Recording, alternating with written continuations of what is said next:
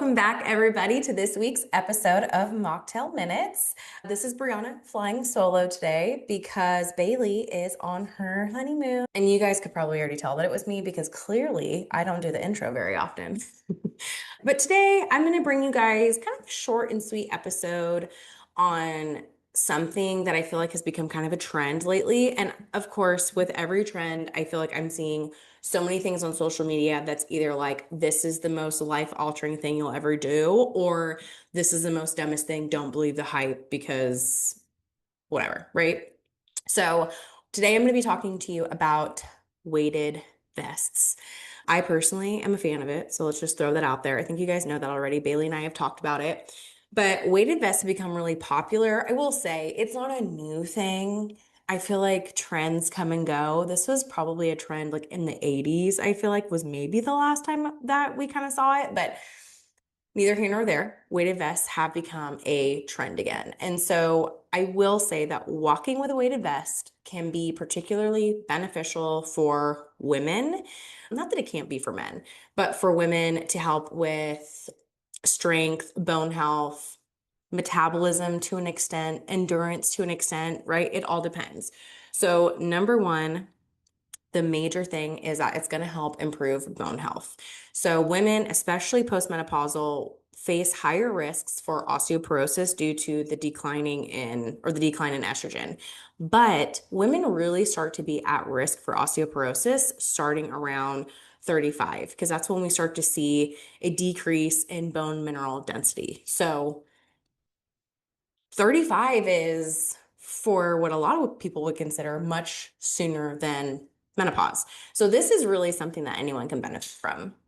So we do know that wearing a weighted vest while walking in research does show that it helps to increase the femoral neck areal bone mineral density. Basically, what that means is they do a test on a certain part of your bone on the femur to see, like testing for osteoporosis. Is it losing density? Is it increasing? And so this particular area has shown to improve when a weighted vest is an intervention for participants. So this is essentially because you're increasing weight bearing exercise, and that weight that's bearing down on your bones challenges them to rebuild, remineralize, get stronger. So you're adding weight to a very specific part of your body in a way that helps to improve that bone density. Also, it can be a safe intervention for a lot of women. Like, not every female is going to go to the gym, load up a squat rack, and do squats, right? So this is a safe way to distribute that weight onto the body, onto the spine, and go get benefits. The other thing too is it helps to maintain both bone health when we're trying to actively lose weight. So actively trying to lose weight can negatively impact bone health. So we do see with weight loss, we all, obviously we see a decrease in muscle mass, but we also see a decrease in bone mineral density, specifically in older women. So this can be something where if you know, hey, I'm actively trying to lose weight, maybe you're actively trying to lose 20 plus pounds, this could be an easy intervention that can help to maintain your bone health while trying to lose weight. Obviously, eating enough helps too, right? Doing strength training, but with any weight loss, we do know you can lose muscle mass and you can lose bone mineral density. The other thing that it's going to do is it's going to enhance strength and muscle activation for some people. Okay, so wearing a weighted vest, it recruits more lower body and core muscles to help you stabilize that extra load. And this can lead to like greater like glute quad usage. With that being said, that's not going to be for everybody. So if you take someone that like doesn't work out at all right now and they throw on a weighted vest and they start walking, they're probably going to see this strength enhancement more because they're untrained. So if you're someone who's like already going to the gym, you're already doing lower body movements, you're already training your muscles, you might not see as much improvement in this. And I think this is one of the things that are going around on social media saying like, you're not going to improve your strength. That's not a real thing. Okay, well, maybe if you're someone that already works out, you're not going to see that much improvement in that, but it still doesn't mean that there's not benefits. And if you're someone who doesn't work out yet, this can be an easy way to increase intensity to a pretty relatively low intense form of exercise, if that makes sense. So, and again, with everything, just because you're not going to see benefits in every single area doesn't mean that you're not going to have benefits, right? Some are going to have more than others, and that's okay. The other thing, and this is also hotly debated, is that it boosts your cardiovascular and metabolic demand. So, in some people, that extra increase in weight is going to increase intensity. It's going to increase energy expenditure, meaning you will burn more calories while walking with it than not.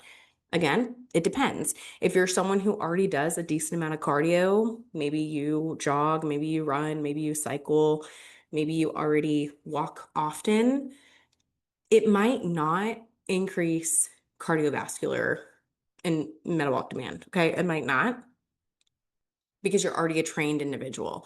Now, somebody who hasn't or isn't doing anything, yeah, they're going to see that, right? And this is where you can test it on yourself. So you can go for a walk, check your heart rate, and then you can do that same walk with a weighted vest and see, is my heart rate higher? Does it give me a more intense workout? There you go. I'm not saying, and again, this is the thing on social media, like it's actually not burning that much more.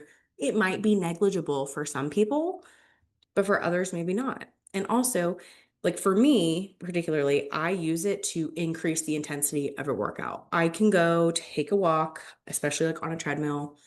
I'm not really in that zone too. Like I'm just kind of hanging out because I do it often. But if I throw a weighted vest on, I will get into that zone 2 cardio much quicker and I will have a more intense, right, workout than if I don't wear the weighted vest.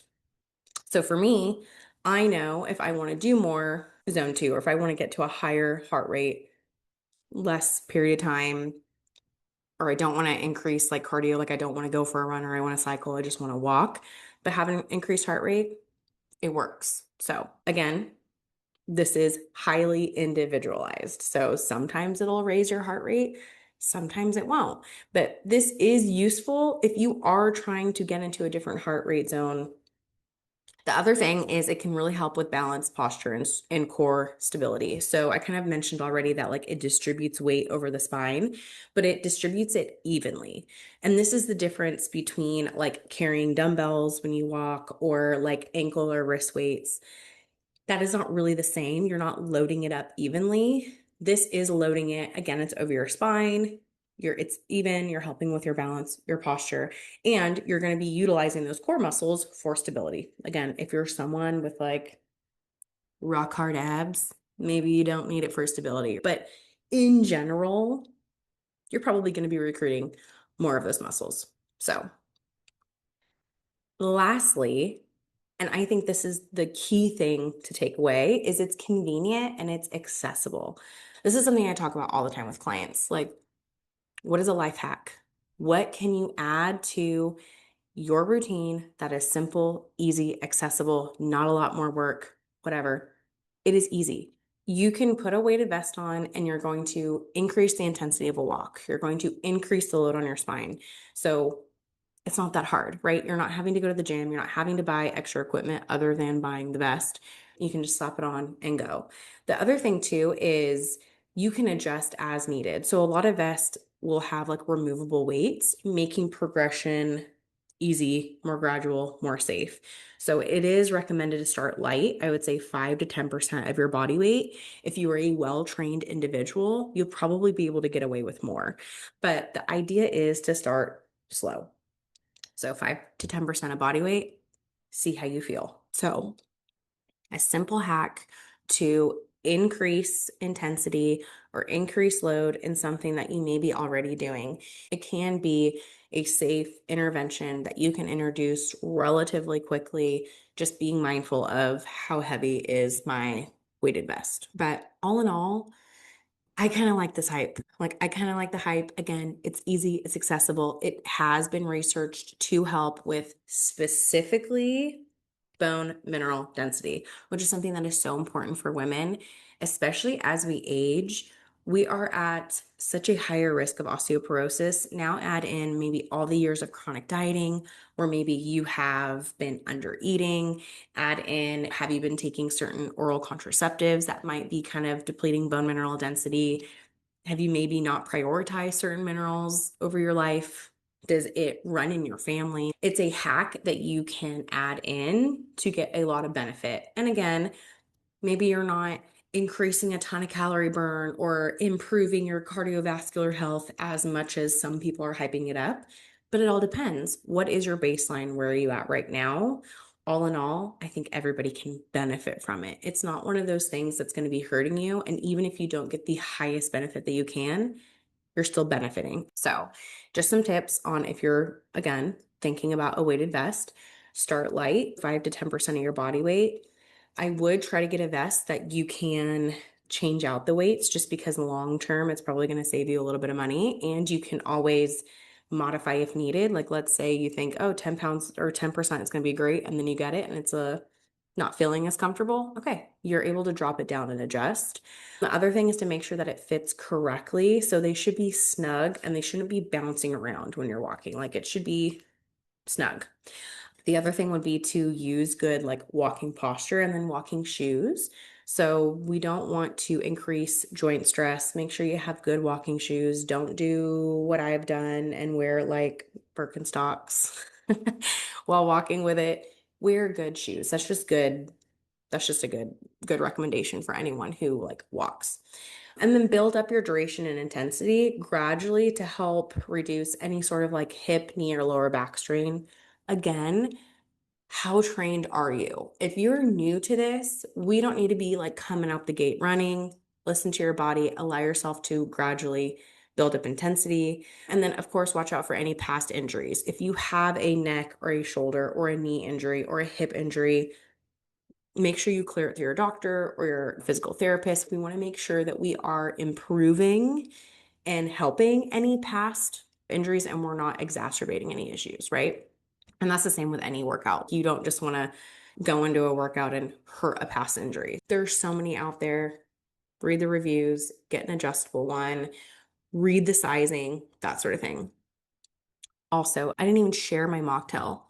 I'm like the worst. Clearly, I take Bailey's lead when it comes to the intro of our podcast.